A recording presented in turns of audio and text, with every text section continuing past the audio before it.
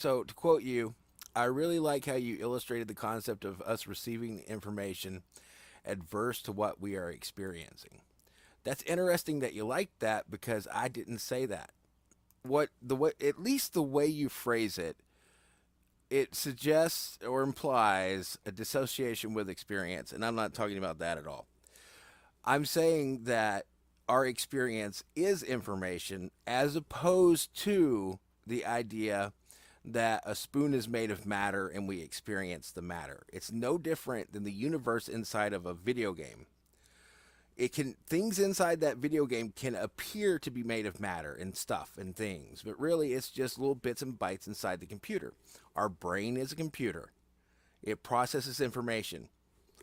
It creates a sort of one-man matrix we live in. That's what I'm saying. And this goes beyond the realm of just talking about an ideas and speculation philosophy because you can see your brain glitch right in front of your very eyes. You can see its information processing go haywire as you are now. There's no black dots in that image. So moving on. So let me start this next part with this a little bit of blah blah blah blah blah blah blah blah blah. Now, ultimately, like decoding what I said is really tricky, and you're just gonna have to decide for yourself what I meant. Just decide for yourself.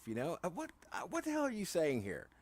With like saying that the viewer has to decide for themselves what the meaning of God is. We're talking about the Kabbalah here. Am I mistaken on that? So, I mean, are you going to stay on topic? You seem to do that a lot, especially in that other one. The other response you gave, and I'll get to that. It's like you you're talking about the Kabbalah, but you really don't want to talk about the Kabbalah. You know, it's weird. But are we or are we not talking about the Kabbalah? In reference to just any belief in God or any idea of God, I don't think you understand where I'm coming from. If you noticed, I talked about it being functional, not whether it's true or not. I said, if you are a naive mage or not curious enough to figure it out, this belief that you are embedded within God will work. It's functional. It will work for you. It's a useful model. And that's the only consideration that's worthwhile in considering any belief of anyone at any time. Now, if you're trying to talk to other people, that's a different story. You have to, first of all, if they're not interested in what you're talking about, fuck them. All right. Second of all, um, it, if they are interested in what you're talking about, the best you can do is try to find some correlation between what they already understand and use that as kind of like a way to get them to understand what you're saying. If someone just walks up and says, well, I'll just interpret this whatever way I want to, congratulations, you've met a Dunning-Kruger, someone who's mundane and mediocre and not worth your time. Anyway, and then after I speak about the belief that you're embedded God being functional, I talk about in a different way for accuracy.